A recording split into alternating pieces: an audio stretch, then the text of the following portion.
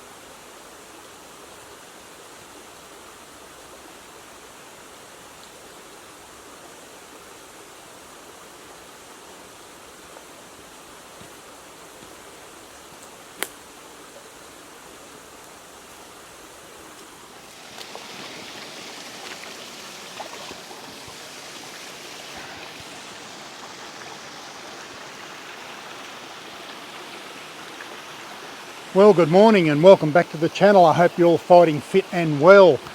Today I've come back to the Coachwood Glen area in the Blue Mountains, or the Megalong Valley, and to finish off part 2 of the little video series that I am currently doing for this area.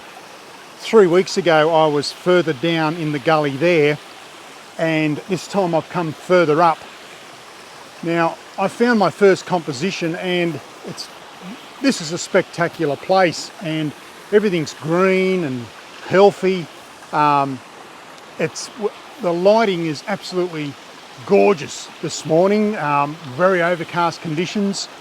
I'll probably have to either focus stack a few of these images, or I might even have to raise the ISO a bit because it's so dark, because I don't want to lose any information out of the little waterfall here. So what I'll do, I'll set up and I will show you my first composition.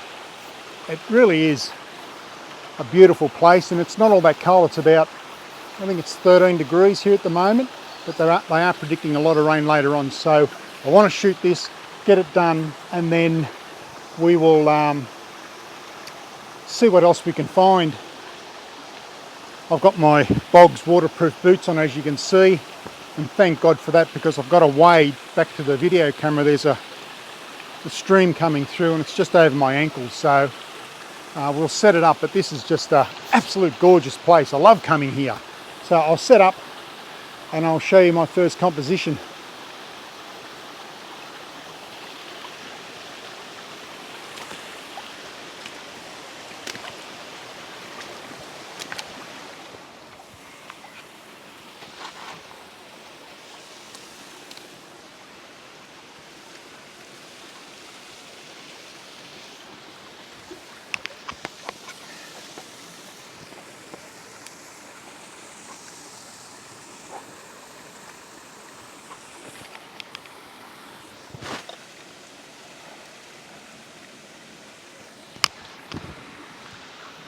Okay, I've just got to be a bit careful here. I'm on sort of like on these slippery rocks, and it's quite deep water just in front of me here. So I've taken the first shot, and what I have to do here is I have to raise the ISO up. And these modern cameras can handle high ISO, because you've got to appreciate that I'm under a very thick canopy, so the light is very, very dim.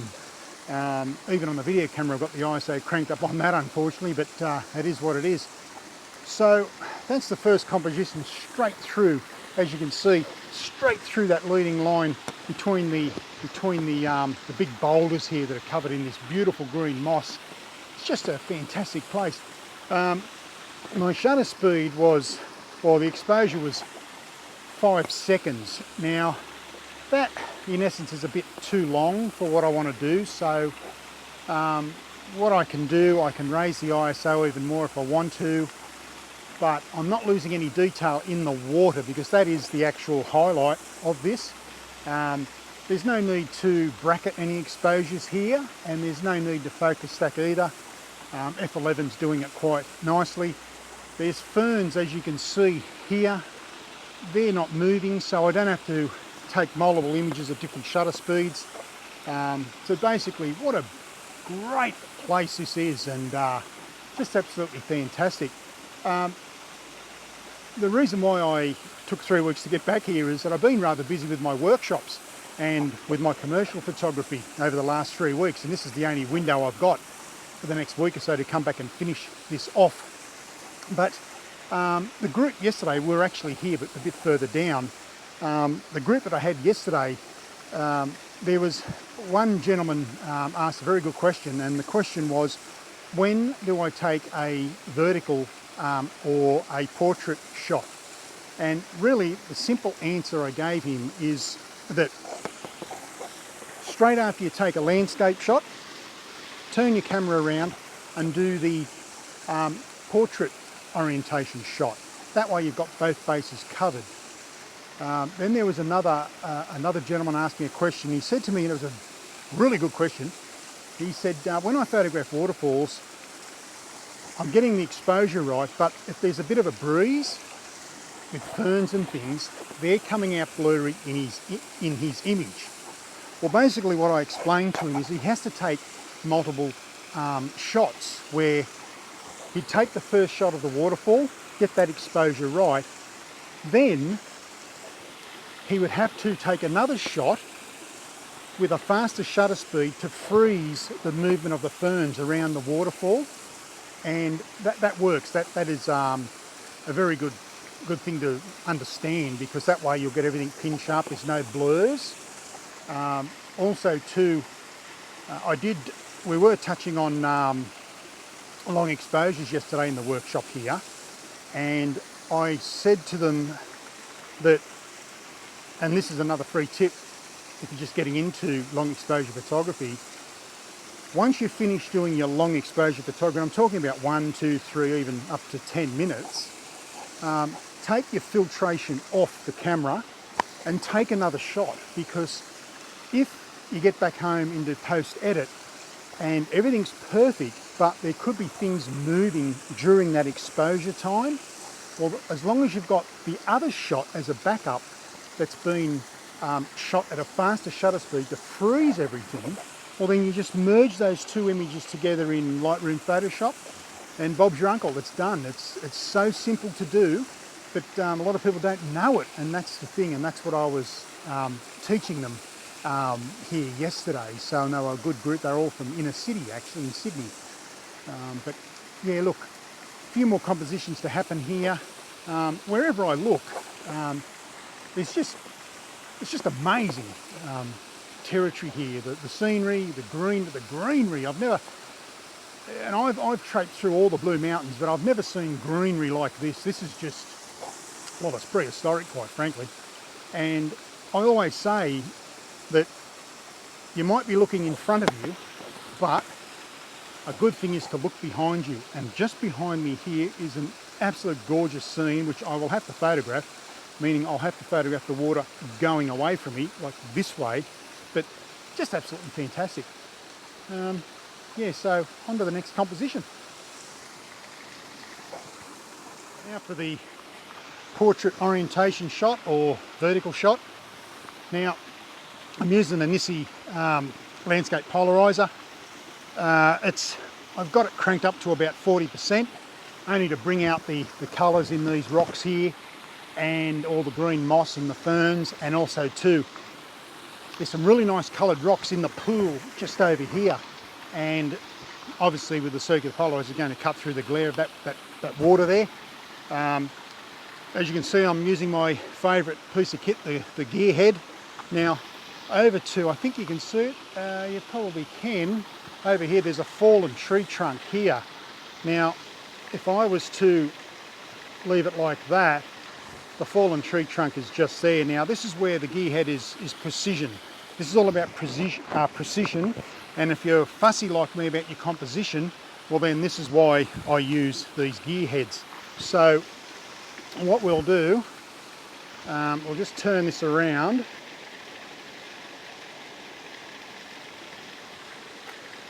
Like so. And now I don't want this here, so I just slightly turn it this way till it's out of the frame, Okay, so, but what that does, that puts the waterfall just off centre a bit, but that's okay. I don't want it in the centre, you don't want anything in the middle. But basically it's a fairly easy shot. I'm at 3 seconds, I'm at f11. The histogram is, let's see here, I'll find it.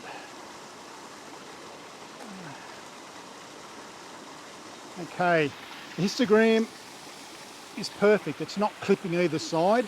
I'm not going to expose to the right with this because I can get enough information on the file here. There's no need to overcompensate a bit on the exposure. So 2 second timer. I'm actually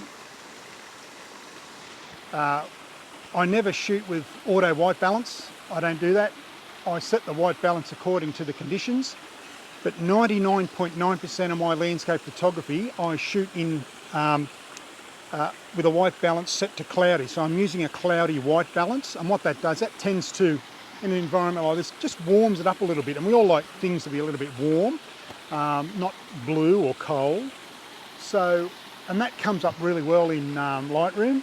If you shoot with a white balance set to cloudy in your camera, and if you're not happy with it, well, you can certainly change it in Lightroom. We know that there's a histogram there as well, and we can and also different white balances. So I always shoot with cloudy white balance, always. 99.9% of the time for my landscape photography, it's set to cloudy white balance. So I just like it. I've been doing it for some time. So we'll take this shot. Everything is right. We'll bring this in here. And then again, we'll just magnify it. Very easy. Beautiful. Focus about a third of the way into the image. That'll be a nice shot. I do have what we call the blinkies on the camera, which once the image is taken, if there's any blown holes, they'll blink, okay? Or if you look through the viewfinder, you'll get zebra stripes. So, but the only thing that's blowing out is a little bit of the waterfall, so I'm not going to worry about it. So away we go.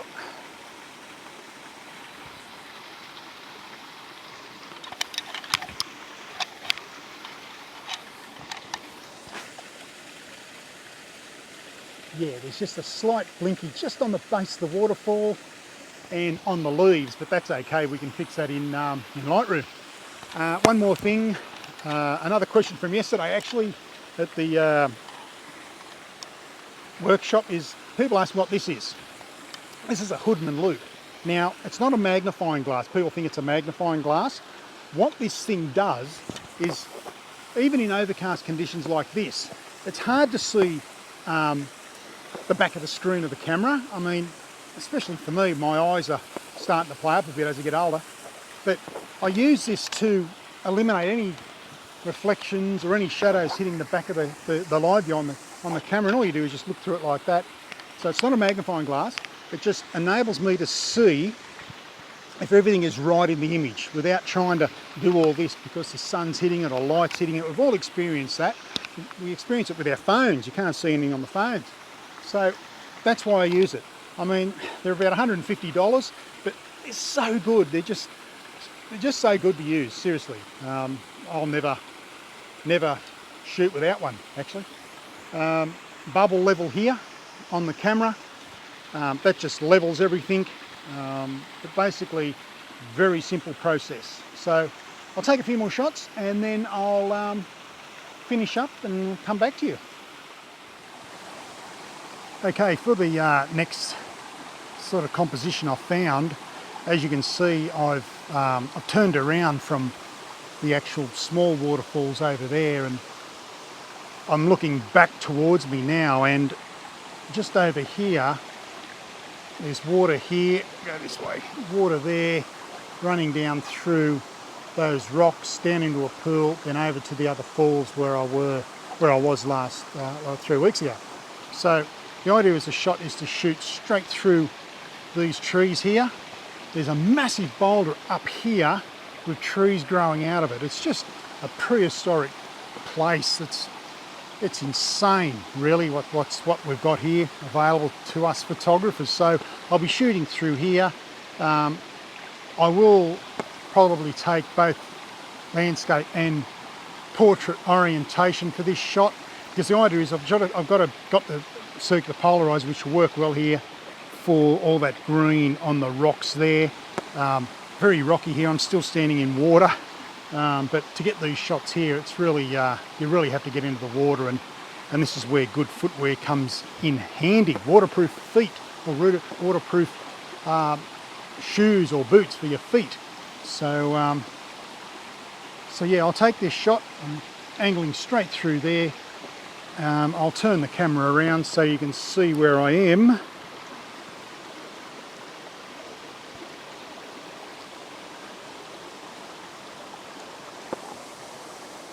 I'll be standing over there looking this way. So we'll get started. I'll take that one, and then you'll see all these shots at the end of this video, but I'll take this one and then turn the camera around into portrait orientation.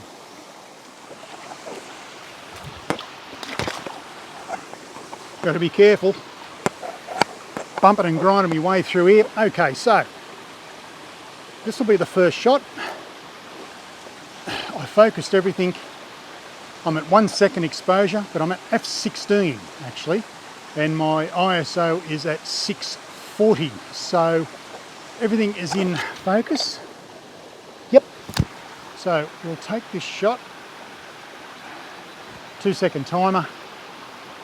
Should be a nice shot, this one. Have a look. Oh, beautiful. Really, really nice. So what we'll do now, we will take this bracket off, put it into portrait mode. Remember what I said? When you do portrait mode composition, straight after you do a landscape orientation shot. So I've got to make sure I've got to get a green line here. Okay, green line, right.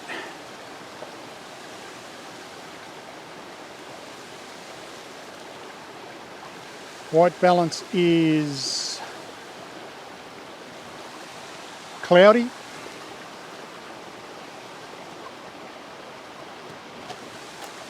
Now let's look at the exposure here. At f16, ISO 640, and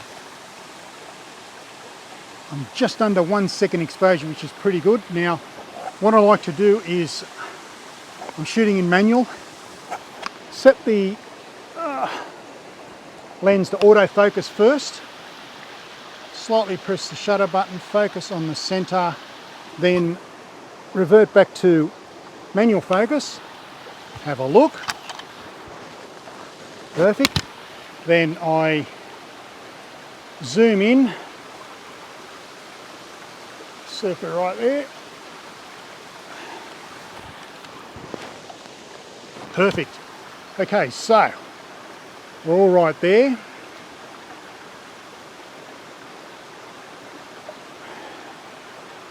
I'm zoomed right out. I'm at 40mm. Let's just check it once more.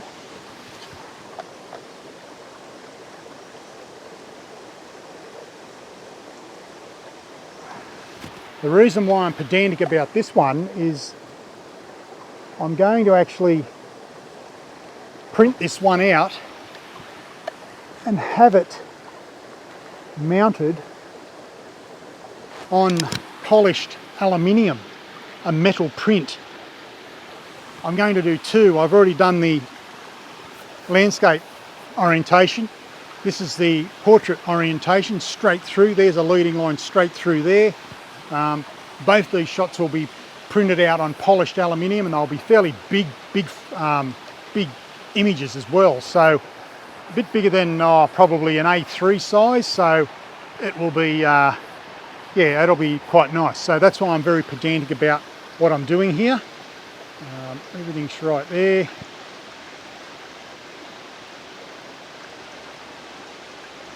Now I've got a bit of sky happening up the top, which I don't want. But by lowering the camera, it's giving me too much foreground. So if I bring it in a bit, it's 17mm, and then go back up. And that's where the gear head's good. It's precision movement. I've got this thing happening here. I don't want like a bit of a branch that's fallen down, a bit of a mess.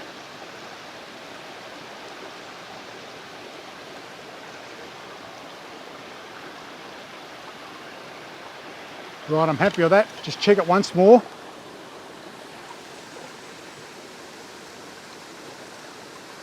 Beautiful. Okay, let's take it.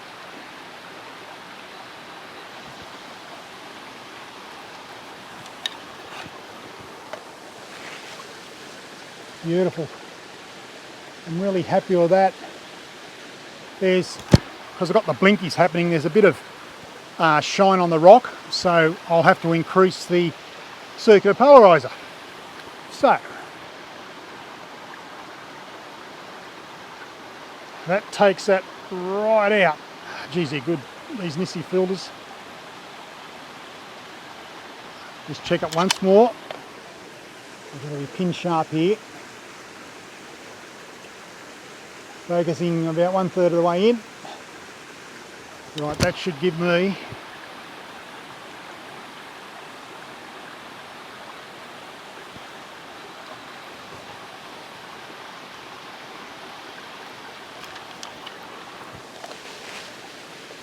magnificent, just beautiful colours.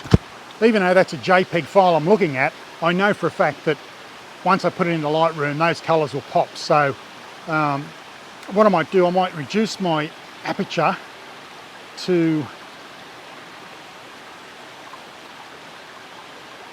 f13.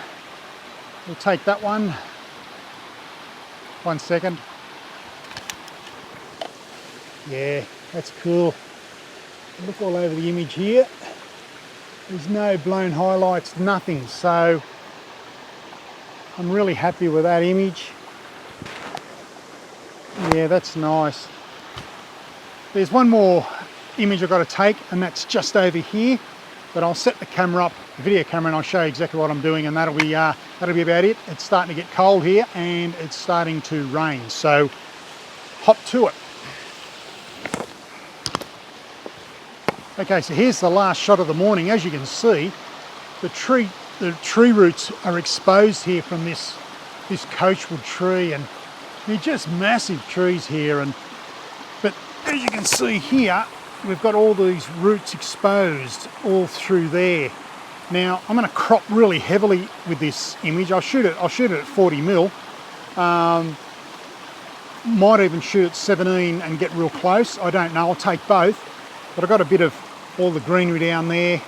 I might have to do a bit of landscaping here and get rid of that thing that's just there, that bit of timber. Just throw that aside, and then just take a photo of all those exposed tree roots shooting up through there. This will be a landscape orientation shot. As you can see, everything's so green here. But yeah, that'll be the last shot of the day. I'll take that, and then I'll get back to you.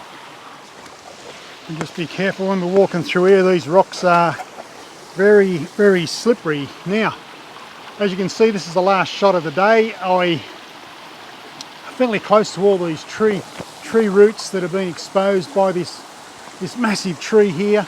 I'm shooting at f11. It's given me just over a 1 second exposure, and the reason for that, because I'm incorporating the water here. I don't want to lose any highlights. I'll just blow out the highlights in the water. So I'm at 17mm, so I'm fairly close. ISO 400 and f11, just over a 1 second exposure. So basically I'll take that shot. It's going to be quite nice actually. It's got a lot of greenery in it, and I will move the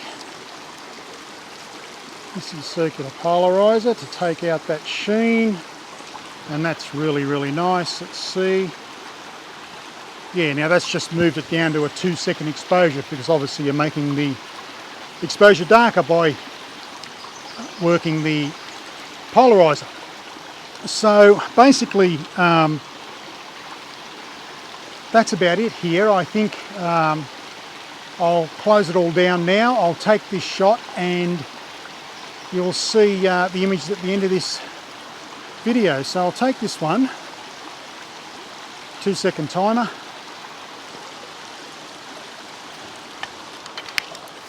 Check it out. Fantastic. Just looking around here, absolutely gorgeous.